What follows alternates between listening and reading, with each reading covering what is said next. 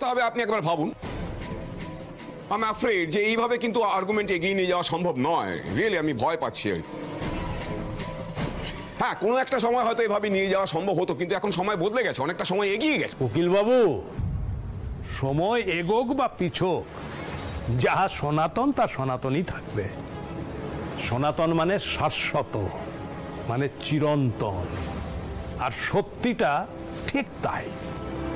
আপনি যতই গল্পের ফাঁদ পাতুন, সত্যটা সত্যই হয়ে থাকবে। আর সত্যি এটাই যে স্যার নির্দোষ। ফাঁদ না জাল? আপনি কথার জাল বুনছেন সনাতন বাবু। আপনার মক্কেল অন্যায় করেছে, ধরা পড়েছে, এটা সত্য, এটা শাশ্বত। আপনি তাকে যতই ইনোসেন্ট প্রমাণ করবার চেষ্টা করুন না কেন, এভাবে ঝাঁঝালো বক্তৃতা দিয়ে, মানে না সরি আমি যেটা ভুল বললাম, আমি বলছি যে এইভাবে বক্তৃতা দিয়ে আর যাই হোক ওকালতি হয় না। আপনি বরং একটা ঝাঁঝালো উপন্যাস লিখতে পারেন। That's all. কে অনিন্দ, কেমন দিলাম? ও, তার মানে আপনি যেগুলো কথাগুলো বলছেন সেগুলো সবটাই সত্যি, তাই তো? হ্যাঁ, মানে চারজনের জায়গায় একজনকে কাঠগড়ায় দাঁড় করানো, এটা করা যায়, এটা মেনে নেওয়া যায়। দিয়া দেবী যে দিনের পর দিন বয়ান পাল্টে যাচ্ছেন, এটা মেনে নেওয়া যায়। এটাই চলুক, উকিলে উকিলে লড়াই, আর ফাঁক তালে সত্যি আর দোষী দুটোই কেটে বেরিয়ে যাক।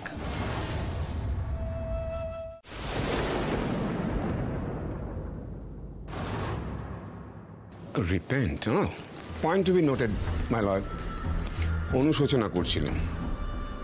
দেখুন, ডাক্তাররা সাধারণত হিউম্যান সাইকোলজিটা অন্যান্য সাধারণ মানুষের থেকে একটু বেশি বোঝেন, এটা আমরা ধরে নিতেই পারি। উনি যখন দেখেছেন অনুশোচনা করছিলেন, তার মানে অনুশোচনা করছিলেন। আর অনুশোচনা মানুষ কখন করে সেটাও আমরা জানি। কোনো অন্যায় বা পাপ কাজ না করলে তো কোনো অনুশোচনার প্রশ্ন ওঠে না। তার মানে অনুশোচনা করেছিলেন উনি। আচ্ছা, আপনাকে আমার আর কিছু জিজ্ঞাসা করবেন? আমি এর পরে, আচ্ছা আপনি এখন আসতে পারেন, দিতে পারেন। Thank you. আমি পরে সাক্ষী হিসেবে ডেকে নিতে চাই আনন্দী দেবীর দাদা আকাশ ঘোষকে। দাদা?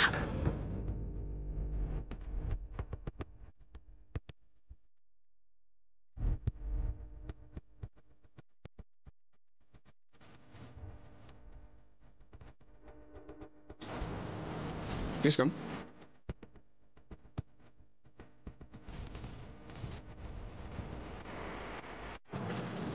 বল। দোলের পরে এক রাত্রিবেলা আমার বোন আনন্দী দোলের পরে একটা রাত্রিবেলা হঠাৎ চম্পাহাটিতে আমাদের বাড়িতে চলে আসে। এসে ওর নিজের মুখে স্বীকার করে যে ওর বর ডাক্তার আদিদেব লাহিড়ী এরকম একটা জঘন্যতম কাজ করে ফেলেছে বলে ও বরের ওপর রেগে বাড়িতে চলে আসে। অনুশোচনা তার মানে শুধুমাত্র আদিদেবের একা ছিল না, আনন্দী দেবীরও ছিল। যে কারণে এই ঘটনার পর আনন্দী দেবী ওনাকে ছেড়ে, মানে আদিদেবকে ছেড়ে বাপের বাড়ি চলে যান। এই মিথ্যা কথা বলছিস তুই। আমি মোটে এই কারণে বাড়িতে যাইনি।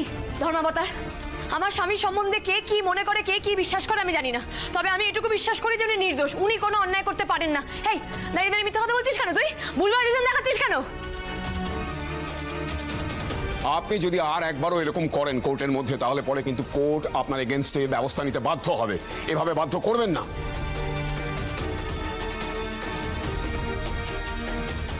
হ্যাঁ, তা যা বলছিলাম, যার স্বামী কলকাতার লকআপে রয়েছে আর কি, সেখানে তাকে ছেড়ে আনন্দী দেবী চম্পাহাটিতে চলে যাবেন। জজ সাহেব, আপনার যদি অনুমতি থাকে আমি কিছু বলতে চাই। দেখুন, আমার কথা না শুনে আপনি যতই সাক্ষীদেরকে প্রশ্ন করুন, তাতে কোনো লাভ হবে না। মহামান্য আদালতের কাছে আমার বিশেষ অনুরোধ, ওনার বক্তব্য শোনার অনুমতি দেওয়া হোক। কি হচ্ছে কি এটা? তাই মিলর্ড, আপনার কাছে অনুরোধ, পুলিশকে আদেশ দিন সেই বাকি তিনজনকে খুঁজে বার করুক, তাদের অ্যারেস্ট করুক, এখানে হাজির করুক, তারপরে নয় এই কেসের শুনানিটা হবে? ডেট আফটার ডেট, কখনো প্রিপারেশনের নামে, কখনো কাউকে অ্যারেস্ট করিয়ে নানান রকম ভাবে আপনি অভিযুক্তকে বাঁচানোর চেষ্টা করছেন। It's very sad. এরকম একটা ঘটনা যে সমাজের পক্ষে কতটা ক্ষতিকর, কতটা ভয়ঙ্কর বলে বোঝানো যাবে না। মানুষকে বিশ্বাস করবে না এরপর যদি আদিদেব এভাবে ছাড়া পেয়ে যায়।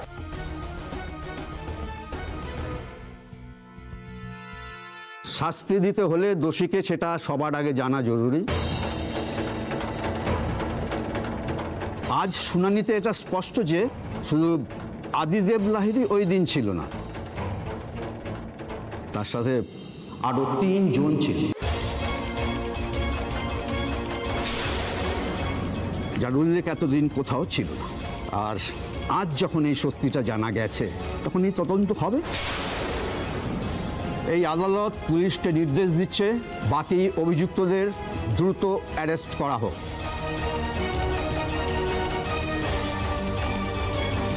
দুদিন পর এই মামলার শুনানি হবে, আর ততদিন আদিদেব লাহিড়ীকে পুলিশ কাস্টডিতেই থাকতে হবে।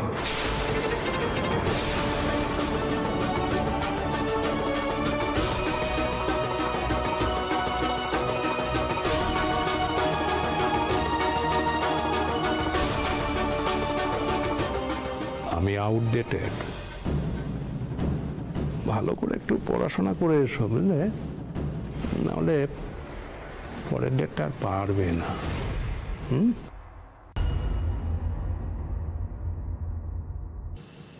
স্যার, মাদুকা আছেন স্যার, মাদুকা আছেন। যখন সব পথ বন্ধ হয়ে যায় উনি তখন পথ বাতলে দেন। 2 দিন পেয়েছি তো, এই 2 দিনের মধ্যে এই পৃথিবী আমি এপার থেকে ওপার করে দেবো, কিন্তু আপনাকে আমি বাঁচাবই স্যার। আপনি যে নির্দোষ সেটা আমি প্রমাণ করেই ছাড়বো।